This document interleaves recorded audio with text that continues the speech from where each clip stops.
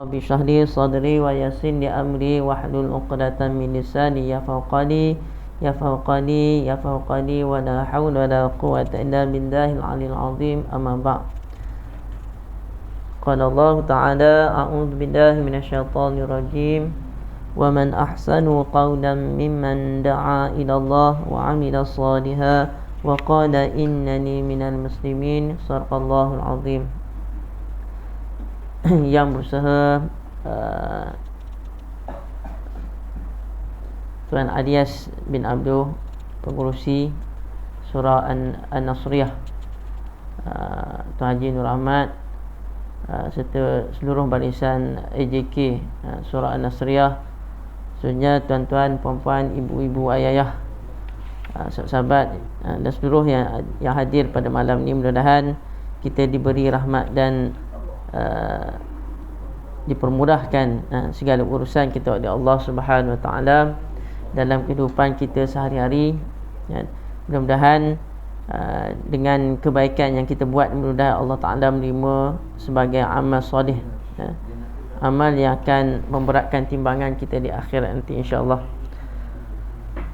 Tuan-tuan, puan-puan, hadirin hadirat yang dirahmati oleh Allah Subhanahu Wa Taala, bagi meneruskan pengajian kuliah maghrib kita pada malam ni, mari sama-sama kita membaca umum kitab Al-Fatihah. A'udzubillahi minasyaitonirrajim. Bismillahirrahmanirrahim. Alhamdulillahirabbil alamin, arrahmanirrahim, maliki yaumiddin. Iyyaka na'budu wa iyyaka nasta'in. Ihdinas siratal mustaqim, siratal ladzina an'amta 'alaihim ghairil maghdubi 'alaihim waladdallin. Amin.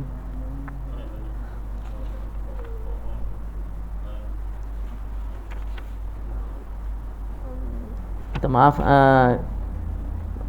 sekiranya kalau pada malam ni pelik, pakai seluar pula, datang sembahyang maghrib tak sempat nak menyalin.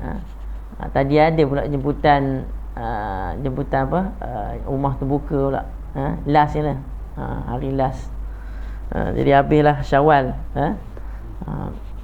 Dia esok tak tahu buat dia lagi. Ada lagi kenduri lain pula. Jadi tuan-tuan yang dirahmati oleh Allah Subhanahu Wa Taala, kita meneruskan pengajian kitab Idaman Penuntut Menghuraikan Yang Kusut, yang disusun oleh Haji Abdul Ghani bin Haji Yahya, dalam bab ibadah. Kita menyambung dengan tajuk syarat wajib sembahyang. Syarat wajib sembahyang. Bila disebut syarat wajib sembahyang, dia berkaitan dengan perkara yang sebelum kita nak lakukan. Yang kita nak lakukan suatu ibadah itu berkaitan dengan sebelum. Sebelum perkara itu dilakukan, maka hendaklah dipastikan syarat-syaratnya perlu dipenuhi. Syarat dipenuhi untuk melakukan solat, ataupun dalam ibadah lain pun ada disebut berkenaan dengan syarat wajib sembahyang. Jadi walaupun perkara ini merupakan perkara yang biasa hari-hari kita lakukan solat, tetapi kita perlu tahu, kita nak solat ni perlu kita tahu yang mana perkara yang menjadi syarat dan perkara mana yang menjadi rukun, dan juga yang berkaitan dengan perkara-perkara sunat dan juga perkara-perkara yang wajib ataupun disebut sebagai rukun. Itu perlu kita tahu. Jadi ada orang secara umum dia kata semua sekali perkara tu rukun, katanya. Semua dikata rukun. Jadi kalau orang yang mengaji, dia mesti tahu yang tang mana pembahagian tersebut, agar kita tahu tang mana kita kurang, tang mana kita tak buat tu, kita tahu perkara tersebut sah ke ataupun batal perkara tu. Contohnya kalau meninggalkan yang sunat, yang sunat, kalau kita tahu perkara tu sunat, maka dia tidak membatalkan, tidak sampai takat membatalkan solat. Dia setakat mengurangkan pahala dan solat. Tapi kalau tertinggal yang rukun, maka dia jadi tak sah lah solat, maka kena ulang balik. Kita terus pergi kepada syarat wajib sembahyang. Qala musannif rahimahullah ta'ala wa nafa'na anhu min ulumi fi darain amin. Syarat wajib sembahyang atas seseorang itu 6 perkara. Dia ada 6 perkara syarat wajib sembahyang. Yang pertama, Islam. Islam tidak wajib sembahyang atas orang kafir dan tidak wajib qada sekiranya ia masuk Islam. Syarat bersama, syarat yang pertama mesti diterima solat itu, mesti yang permulaan sekali mestilah Islam. Kalau tak Islam, tak boleh nak sebut bab lain, bab rukun, bab sunat, bab wajib tak boleh nak sebut. Kena yang pertama dulu Islam. Itu nak membezakan sesuatu ibadah itu diterima syarat wajib tersebut ataupun tidak. Mesti dikira Islam. Orang kafir nak solat, diterima solat, mestilah dia masuk Islam. Kalau dia semayang juga, maka semayang tak ada apalah. Tak ada apalah. Sia-sia saja amalan tersebut. Yang pertama dikira Islam. Kalau contoh orang tu murtad, dia taubat balik dah, kena qada balik. Dia kena qada balik. Umurnya tu kena ambil umur balik dia balik. Bukan umur balik. Maknanya yang apa dah? Yang masa dia murtad tu. Yang sebelum ni tak ada. Itu tak ada lah. Dikira masa dia murtad tu. Sebab dia dah tahu. Dia daripada Islam tu dia masuk kafir tu, dia masuk Islam balik. Berbanding dengan orang yang kafir. Yang kafir masuk Islam, maka dia kena semayang dalam masa di Islam, kemudian masa dia kafir dia tak perlulah qada. Sebab dia sebut di sini kan. Kemudian yang kedua, syarat yang kedua baligh. Baligh iaitu cukup umur untuk menanggung kewajipan agama. Maka tidak wajib sembahyang atas kanak-kanak, tetapi sembahyang sah jika sudah mumayyiz. Maknanya kalau budak-budak tu, dia kalau tak sampai baligh, maka dia sampai mumayyiz. Mumayyiz maknanya dia tahulah. Dia tahu, cerdik lah. Kita kata budak, kalau budak yang ada mengaji tu, ada sekolah, dia ajar tentang solat tu, lebih kurang dalam umur 9 tahun, 10 tahun tu dia dah pandai lah. Kalau dia solat dia diterima. Tapi kewajipan dia belum lagi lah. Kewajipan dia belum lagi. Sehingga dia disebut kewajipan dia wajib solat sehingga mencapai umur baligh. Baligh ni cukup umur dia. Apa tanda-tanda baligh? Tanda-tanda baligh ni antaranya keluar air mani. Bagi lelaki. Kalau perempuan, keluar darah haid. Kalau tak jumpa tanda tersebut, maka kata ulama, sampai 15 tahun, sama ada lelaki atau perempuan, kalau tak ada tanda-tanda tersebut dikira sebagai baligh. Lepas 15 tahun tu, maka tak ada dikira, dikatakan dia ni, aku tak baligh lagi, aku belum cukup umur lagi. Sedangkan ulama dah tetap dah, had umur mesti 15. Tapi kebiasaan bagi orang sebelum daripada tu, sebelum mencapai umur 15, kebiasaan, kita kata adat kebiasaan yang berlaku.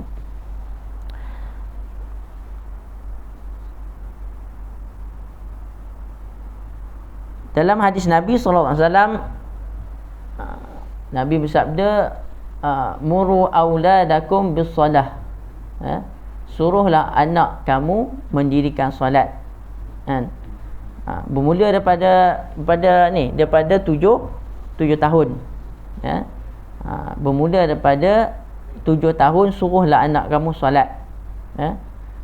Kalau 10 tahun dia tidak solat, maka kena pukul lah. Pukul dia bukan bererti pukul tu kita dera dia bagi sakit sampai ni kan, berbirat. Tak, maknanya pukul tu sekadar memberi peringatan dia. Jangan sampai patah riuk. Maknanya memberi peringatan. Kalau sekiranya 10 tahun dia tak solat, maka kena suruh juga. Tapi mula suruh tu jangan tunggu dah, orang kata dah 10 tahun baru nak suruh, itu susah sikit lah. Dan Nabi ajarkan suruh solat umur 7 tahun, bermula 7 tahun. Begitu dalam ibadah lain, dalam melakukan ibadah lain, puasa juga begitu juga.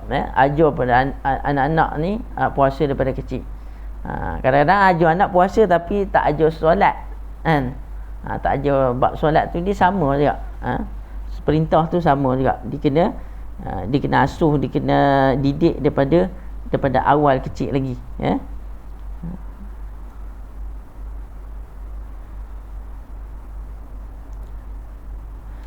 Dan wajib disuruh jika sudah genap umurnya 7 tahun, dan pukul apabila sudah genap umurnya 10 tahun.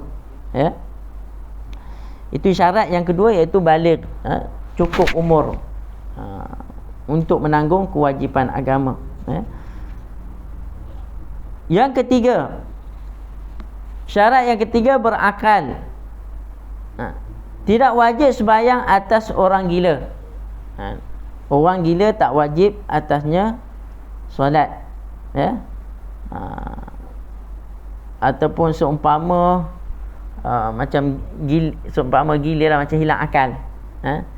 Hilang akal dia tak ada sampai macam gila-gila ni, memang dia tu berpenyakit.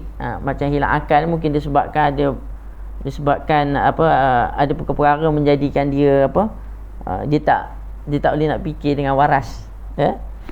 Contohnya dia sakit kan, ataupun pening yang pitam, tak boleh nak berfikir. Jadi itu sebagai termasuk dalam orang yang hilang akal. Walaupun sekejap, tapi dalam solat tu dia ada rusah bagi dia.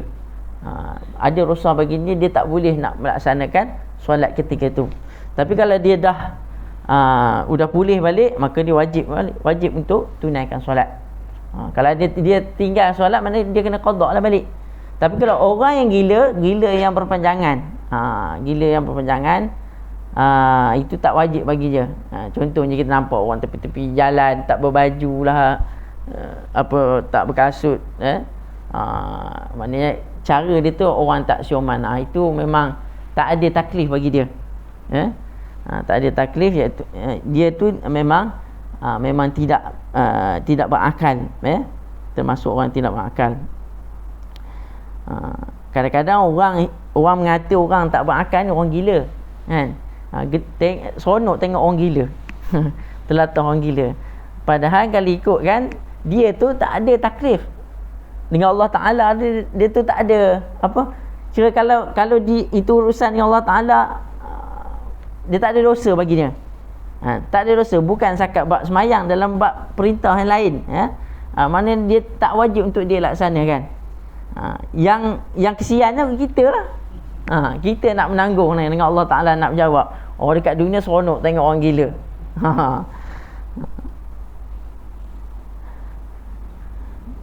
Itu yang ketiga, syarat wajib yang ketiga. Syarat wajib yang keempat, suci daripada haid dan nifas. Suci daripada haid dan nifas. Kerana bila ada haid dan nifas ni terhalang untuk melakukan solat. Cuma dalam bab solat dengan bab puasa dia ada perbezaan. Kalau dalam bab solat ni sekiranya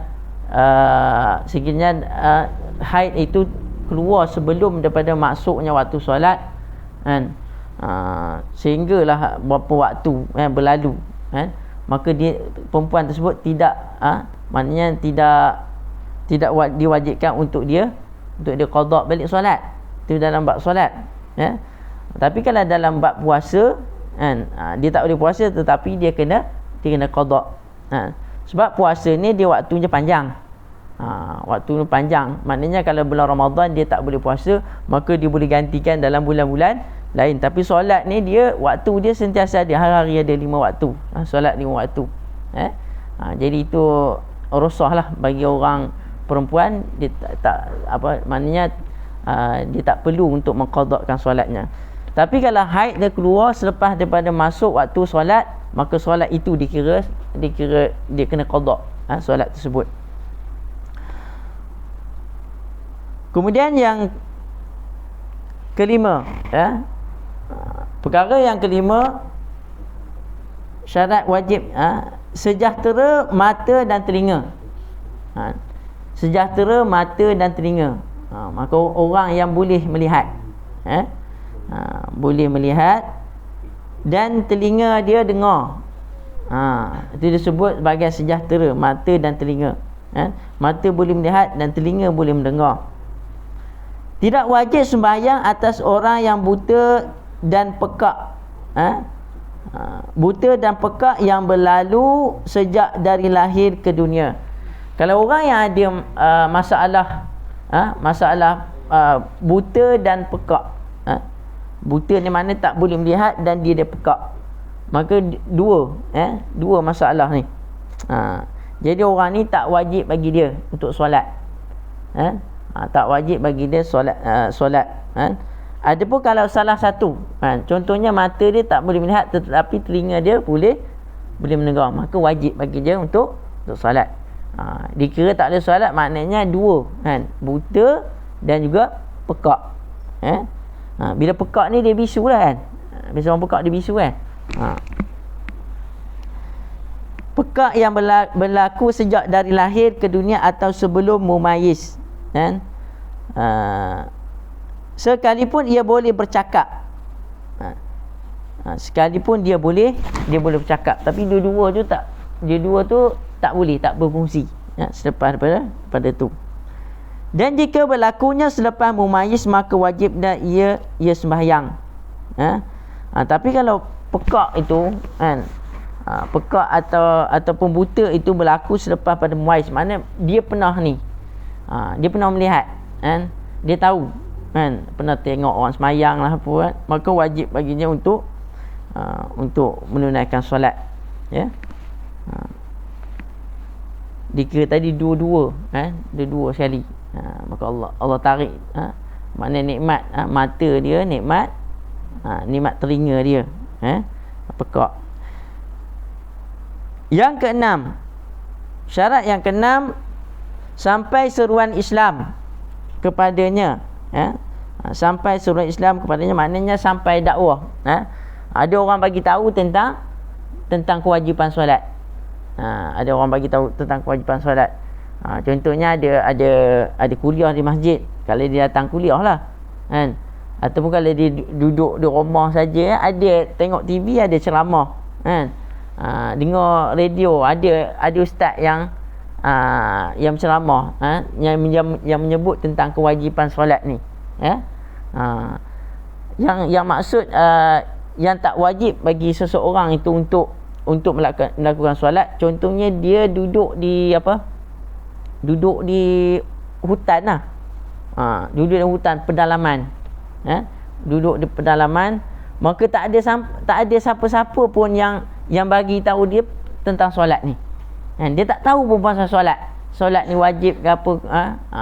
Mungkin orang ni dia Islam, mungkin ada orang Islam, tapi dia tak tahu solat ni wajib, dan tak tahu cara bagaimana untuk melaksanakan solat. Tapi sekarang ni banyak lah, kalau orang nak cari nak mengaji ni, macam-macam cara boleh,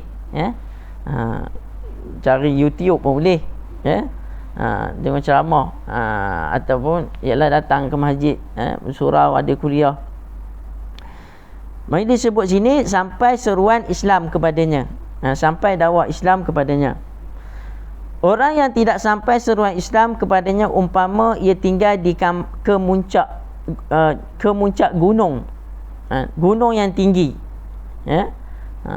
diduduk atas gunung tu, ada masyarakat duduk atas gunung ni, tak ada siapa boleh naik berdakwah sampai ke atas tu. Atau orang yang terpencil tidak ada perhubungan langsung dengan manusia, tidaklah wajib atasnya sembahyang. Ini syarat yang ke-6. Mana ada 6 syarat. Syarat wajib sembahyang.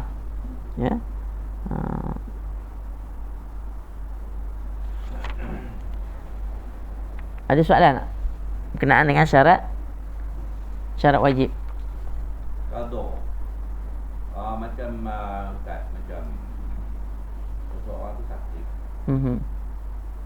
Contohnya macam kena COVID. Dia tu ditidurkan. Tapi dia tak tidur terus. Dia dihidupkan balik. Dia wajib qada. Orang yang ditidurkan memang dia tidur. Tidur ni salah satu daripada hilang kelayakan untuk dia nak menunaikan salat dalam waktu tersebut. Ada berapa tadi disebut gila. Dan keduanya dalam hadis Nabi sebut 3 perkara. Gila, tidur dengan orang yang lupa. Dia terlupa. Ditidurkan dia tak wajib qada. Dia wajib qada. Lepas pada dia sedar, dia wajib untuk dia qada. Macam kita tidur lah. Kita tidur tak sedar, terlajak rupanya waktu subuh tu dah, hari dah tinggi. Jadi kita wajib untuk qada balik lah. Seperti sebagaimana orang yang dalam keadaan penyakit COVID tu dia ditidurkan.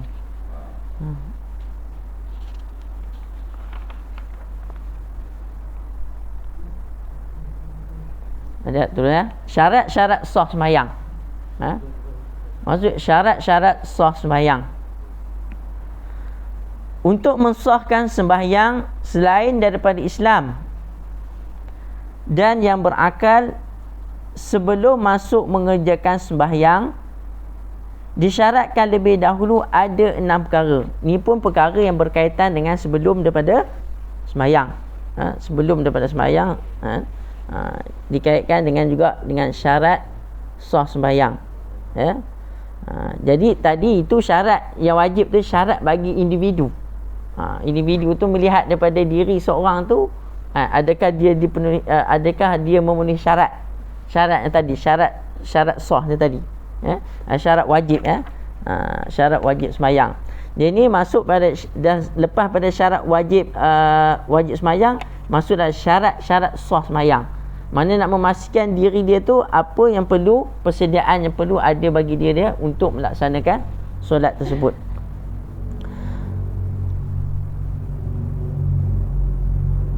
Yang pertama, suci daripada hadas besar dan hadas kecil. Suci daripada hadas besar dan hadas kecil. Hadas besar ni apa? Berak pula. Kita panggil ni ada berak tu air besar, tapi dia bukan hadas besar. Berak kencing tu hadas kecil. Kentut hadas kecil. Kemudian hadas besar iaitu yang yang wajib dia untuk mandi wajib. Wajib untuk dia mandi wajib itu berlaku hadas besar bagi dia. Jadi kedua-duanya mana kena pastikan dalam keadaan suci sebelum melaksanakan solat.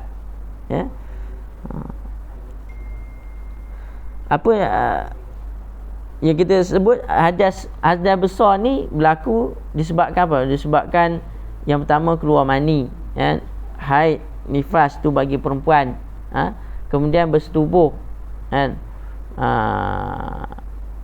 apa itu ya? Itu syarat yang mewajibkan seorang itu, perkara yang mewajibkan bagi seorang itu untuk mandi hadas. Perkara hadas kecil, yang berlaku hadas kecil, kencing, berak, kentut, lagi apa? Muntah, kan? Lagi apa lagi? Tidur. Tidur yang dalam keadaan punggung tidak tetap, kan? Dia buat apa lagi ya? Itu syarat syarat yang pertama, suci daripada hadas besar dan hadas kecil.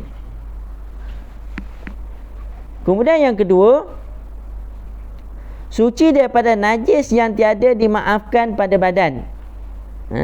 Suci daripada najis yang tiada dimaafkan pada badan, pakaian dan tempat sembahyang.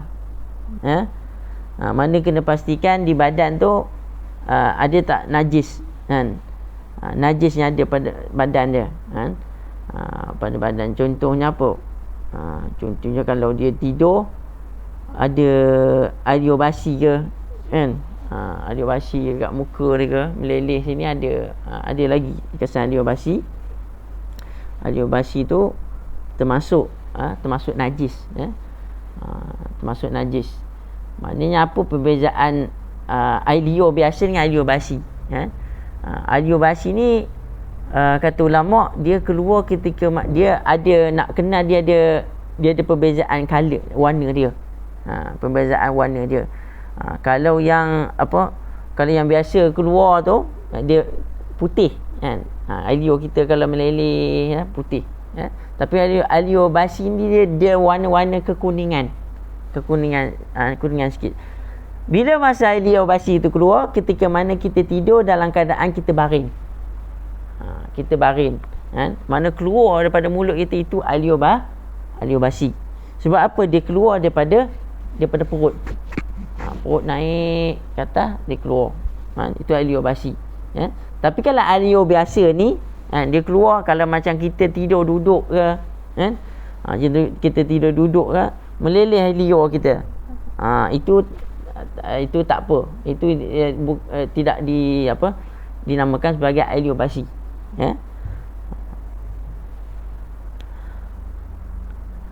Pakaian. Pada pakaian, kita tengok pakaian ada tak melekat najis kan? Kalau bukan najis daripada badan kita sendiri kan, daripada air kencing, berak kita, ataupun orang lain ke kan, melekat pada baju kita, atau petik cicak ke kan, kena pastikan pakaian kita tu bersih. Kalau kita nak berjalan, contoh orang kita nak berjalan ni, biasanya kalau ajak time kita macam pergi rombongan pergi rombongan. Orang dulu suka pergi rombongan. Sekarang ni bila Covid tak dengar orang nak pergi rombongan ada dengar orang nak pergi melancong. Tapi kalau rombongan dulu pergi naik bas mana, tiba waktu semayang, ajak semayang. Jom kita semayang. Tak boleh lah, seluruh aku ni kotor lah, kena air kencing.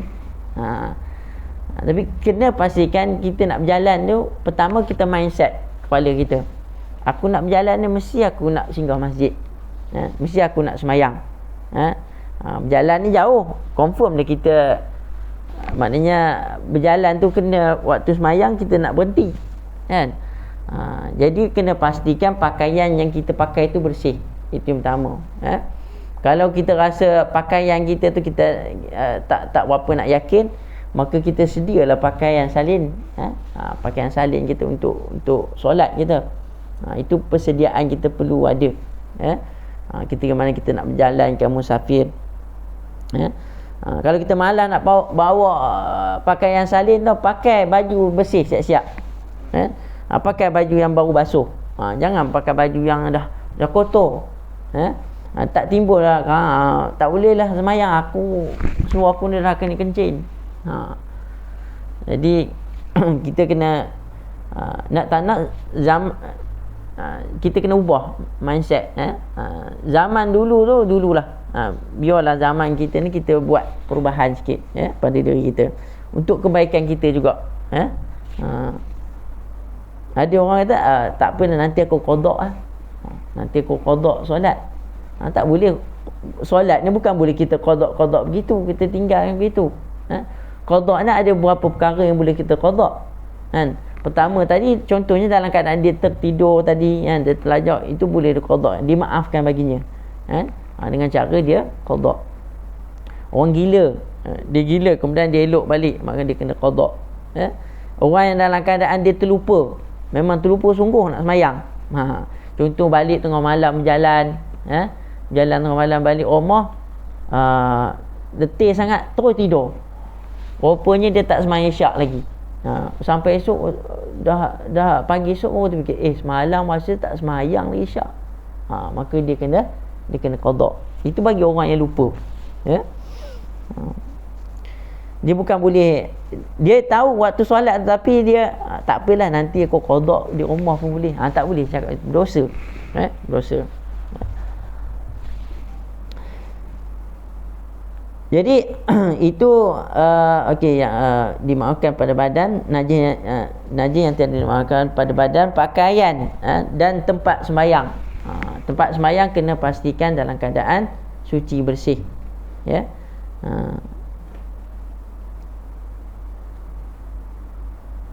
Kalau di rumah tu ada rumah tu kalau set eloknya ada slipper.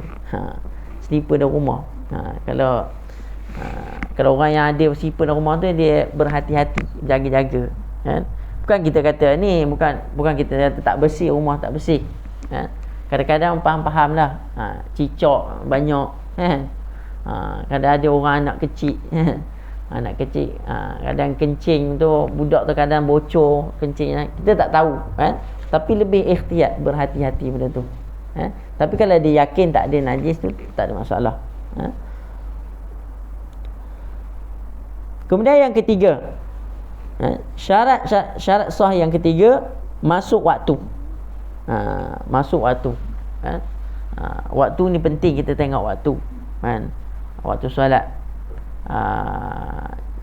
Jadi ada dalam memang ada dalil lah, as-salatu apa, ada biasa ditulis dekat Al-Quran ada dia, as-salatu kanat tu al-mu'minin kitaban mawquta, itu dalil, mana nak menunjukkan solat ini dia tertakluk kepada waktu. Ada waktu yang tertentu yang Allah Ta'ala tetapkan. Jadi nak semayang mesti kita tengok waktu dah masuk ke belum, ni kalau semayang awal, waktu tak masuk, maka tak diterima solat. Sebab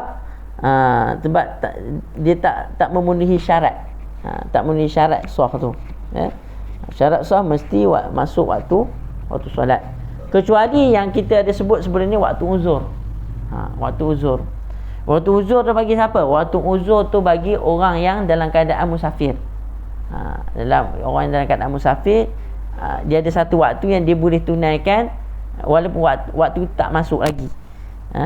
Waktu tak masuk lagi, orang yang buat jamak takdim. Contoh orang buat jamak takdim, dia berhenti sembahyang zuhur, dia jamakkan zuhur dengan asar, dia buat sekali zuhur dan asar, waktu asar tak masuk lagi, tu waktu uzur.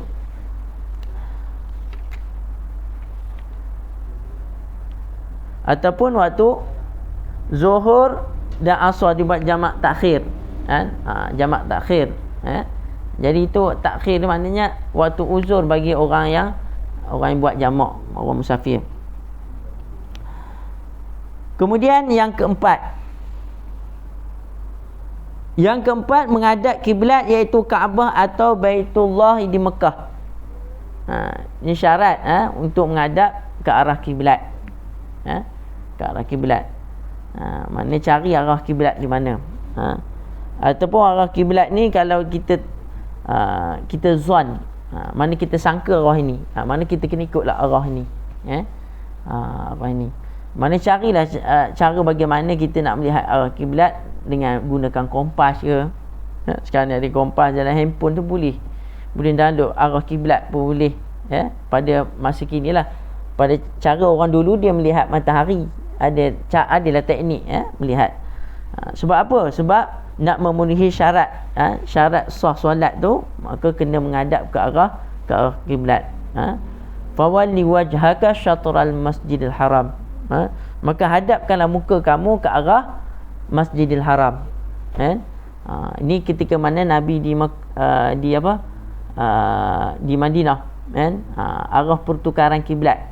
Asalnya kiblat itu menghadap ke arah Baitul Maqdis, maka turunlah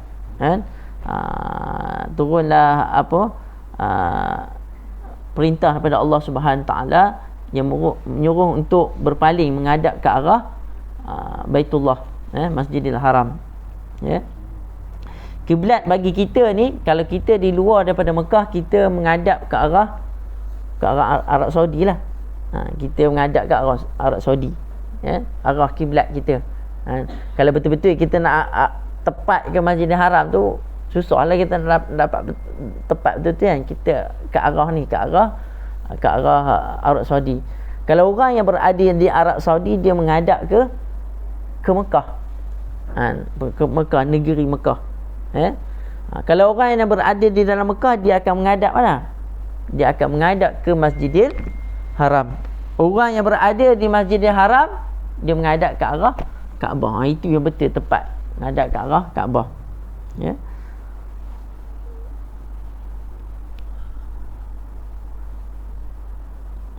Syarat yang kelima, syarat yang kelima menutup aurat.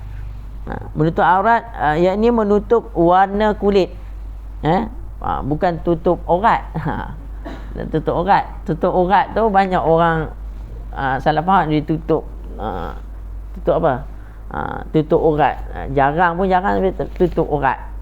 Aurat tak nampak, tapi bentuk badan je nampak. Jadi kena tutup. Tutup aurat, ya. Tutup kulit. Dia masuk di sini, tutup aurat dia, tutup kulit, ya. Mana pakaiannya, pakaian yang sopan lah. Nak sembahyang pakaian yang sopan, sama ada lelaki ataupun perempuan, ya. Walaupun kata syarat wajib, syarat menutup aurat itu kalau bagi lelaki antara pusat dengan lutut, kan? Antara pusat dan lutut. Jangan pula sembahyang kita ada baju. Dah ada baju, ada jubah. Tapi sembahyang dia romah macam tu, kopi tu. Dengan tak berbaju, kain pelekat aja. Tak apa, cukup syarat sah. Kita nak menghadap Allah Ta'ala, kita buat macam tu, maknanya bukan dalam keadaan darurat. Kalau darurat begitu tak apa. Ini kita dalam keadaan sempurna, kita dia tutup. Mana adab itu pun kena jaga juga, adab dengan Allah Subhanahu Taala. Kita keluar rumah tahu nak pakai smart kan. Dalam rumah kita begitu juga, kita smart nak menghadap Allah Subhanahu Taala.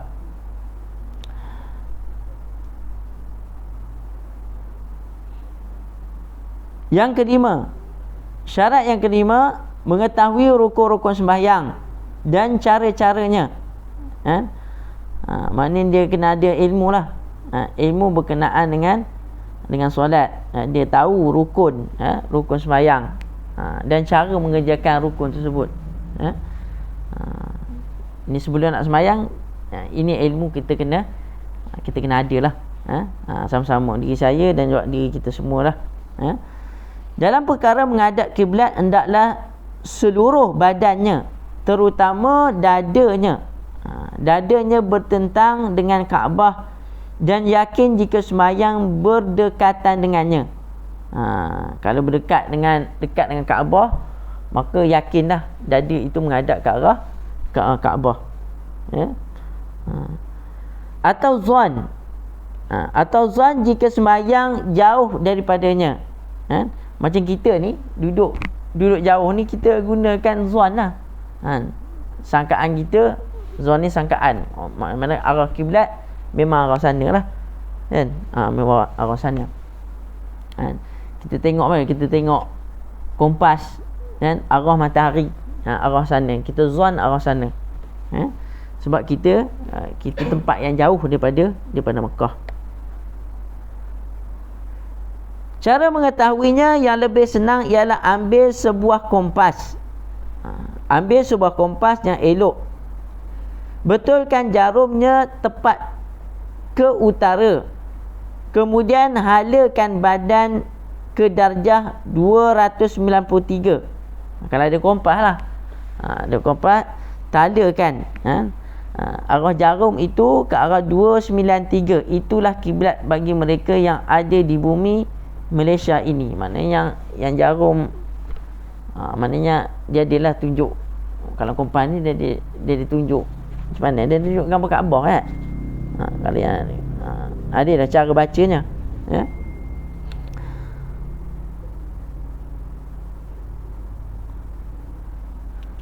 Ataupun kalau yang kan ada terjadi arah pembetulan kiblat kan, maknanya disuruh kita ni, antara cara yang mudah, kita pacakkan tiang kan.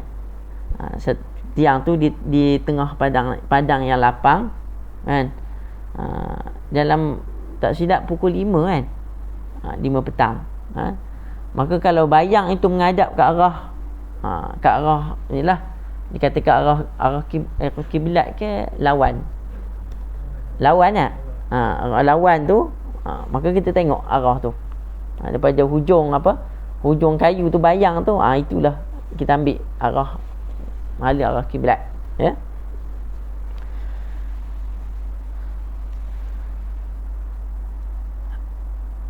Harus meninggalkan kiblat sama ada sembahyang fardu atau sunat ketika sembahyang yang dinamakan sembahyang syiddatul khauf, sangat takut. Ini sembahyang syiddatul khauf ni sembahyang yang sembahyang perang, sembahyang yang ketika mana perang, dalam peperangan. Perang ni nak menghadap musuh sana kan. Katakan musuh sana arah kiblatnya di belakang kan, kiblatnya di belakang, takkan nak tala ke sana kan, tala ke sana, senapang tala sana, tembok ke arah mana, siap-siap tembok ke arah kawan. Jadi dia dibolehkan, maknanya tak perlu menghadap ke arah kiblat bagi orang yang sembahyang dalam keadaan sebut syiddatul khauf, sembahyang dalam keadaan perang, iaitu sembahyang dalam perang yang diharuskan seperti berperang dengan orang kafir atau perang puak yang adil dengan puak yang menderhaka. Mana orang antara orang yang nak menegakkan keadilan dengan orang yang puak menentang kemungkaran ataupun menentang kezaliman.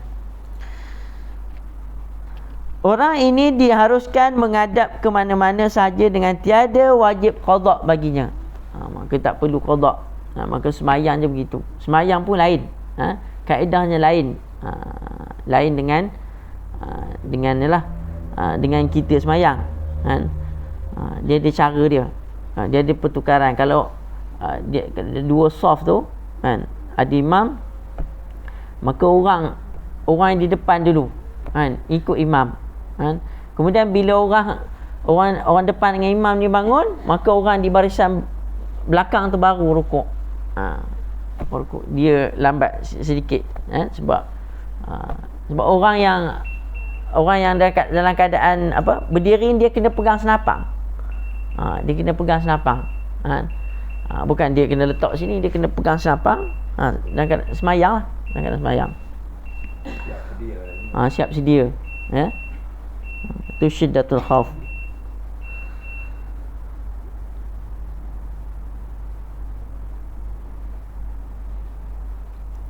Dan diharuskan juga meninggalkan menghadap kiblat pada sembahyang sunat dalam perjalanan yang harus meskipun tidak jauh, yakni tidak sampai satu marhalah.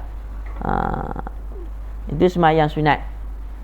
Sembahyang sunat tu maknanya dia haruskan dalam keadaan tidak menghadap ke arah kiblat. Itu kalau ada juga dalil mengatakan Nabi SAW ketika mana Nabi naik unta, Nabi solat. Tapi ada orang solat tersebut, orang kata bukan solat fardu, Nabi solat duha. Ketika Nabi solat duha kan, Nabi solat dalam kenderaan ketika unta tu berjalan, maka itu ketika itu solat sunat, bukan solat wajib.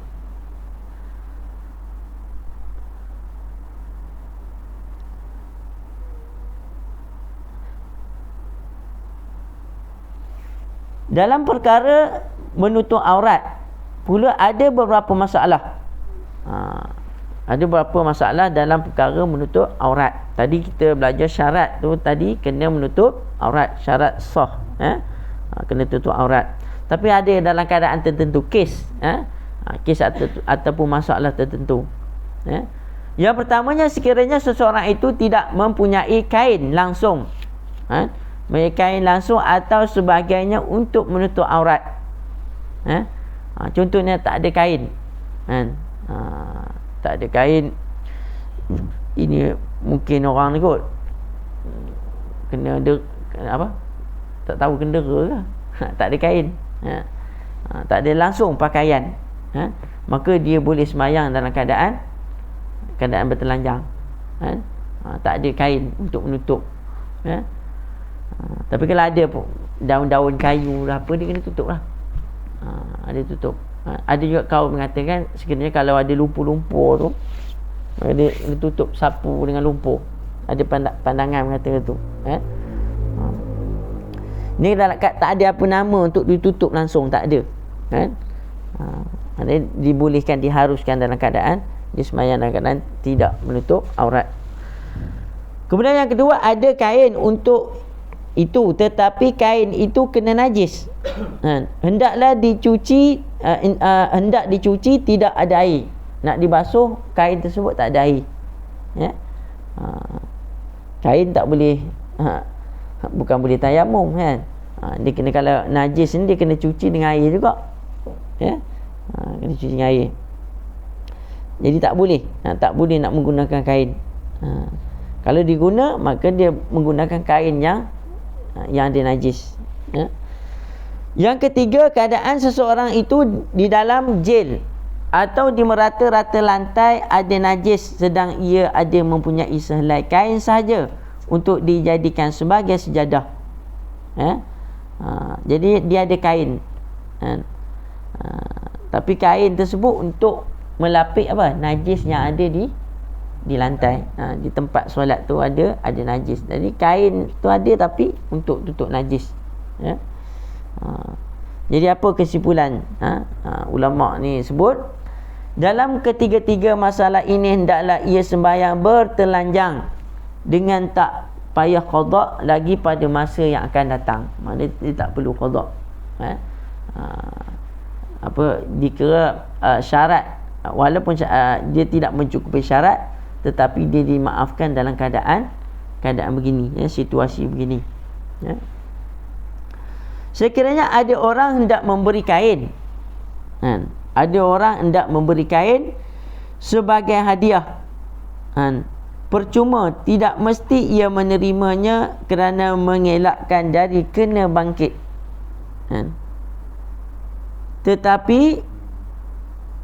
Tetapi kalau ada orang hendak meminjamkan kain, mestilah ia terima kerana bangkit dalam perkara ini tidak berat.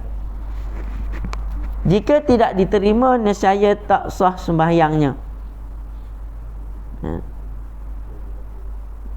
Macam mana ayat ni?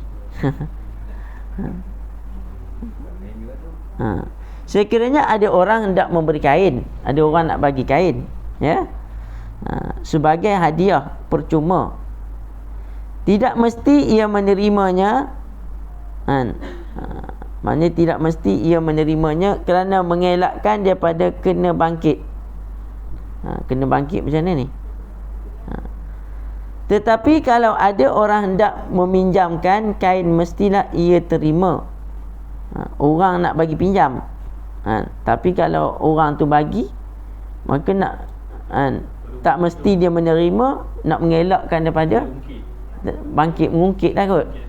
Orang tu mengungkit. Bangkit nak mana? Bangkit mengungkit.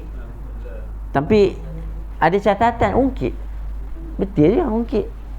Ada catatan ungkit. Atau kalau nak pinjam boleh. Kalau meminjamkan kain, mestilah ia terima kerana bangkit. Bangkit dalam perkara ini tidak berat. Jika tidak diterima, nescaya tak sah sembahyangnya.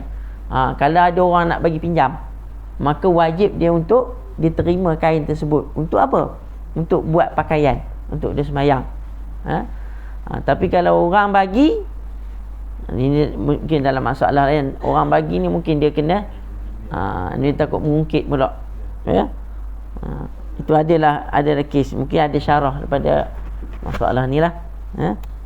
Itu tak apalah, tak kita fikirlah. Wallahu alam. Sekarang datang masuk masalah aurat manusia. Jadi kalau ada soalan, insya-Allah boleh kita bincangkan. InsyaAllah.